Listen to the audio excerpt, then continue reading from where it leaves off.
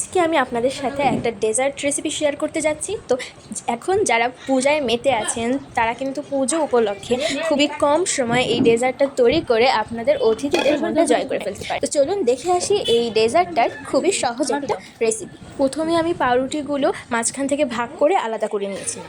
আর এখানে আমি পরিমাণ মতো 1.5 লিটার দুধ নিয়ে নিয়েছি।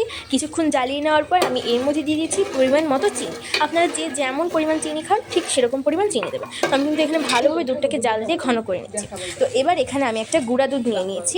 এই গুঁড়া দুধের মধ্যে আমি অল্প পরিমাণে জাফরানের যে রঙটা যে গুঁড়াটা থাকে সেটা দিয়ে দিয়েছি। এবার অল্প পরিমাণে দুধ দিয়ে এটার সাথে গোলায় একটা মিশ্রণ তৈরি করে নিয়েছি। এবার মিশ্রণটা আমি এই হাঁড়িটার মধ্যে ঢেলে দিচ্ছি। এবার এটাকে ভালোভাবে মাখিয়ে নেওয়ার পর এখানে আমি দিয়ে দিলাম অল্প পরিমাণে গোলমরিচ গুঁড়া। তারপর এটাকে এর সাথে একটু নাড়াচাড়া করে নিয়ে এখানে আমি যে রুটিগুলো পিস করে রেখেছিলাম সেগুলোকে আমি তেলের মধ্যে ভেজে নিচ্ছি।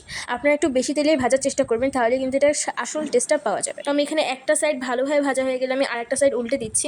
তো দেখুন কালারটা কিন্তু অনেক সুন্দর এসেছে এবং অনেক লোভনীয় লাগছে রুটিগুলো দেখতে। তো একে একে আমি সব পিসগুলোকে এইভাবে ভেজে নিচ্ছি। এদিকে কিন্তু আমার খেসাটা তৈরি হয়ে গেছে। তো এইখানে আমি সব পিসগুলোকে একটা ট্রেতে সাজিয়ে নিচ্ছি। আমি একটাভাবে ডেকোরেশন করছি, আপনারা চাইলে অন্যভাবেও করতে পারেন, যে যার ইচ্ছে মতো। এখানে দিয়ে দিচ্ছি।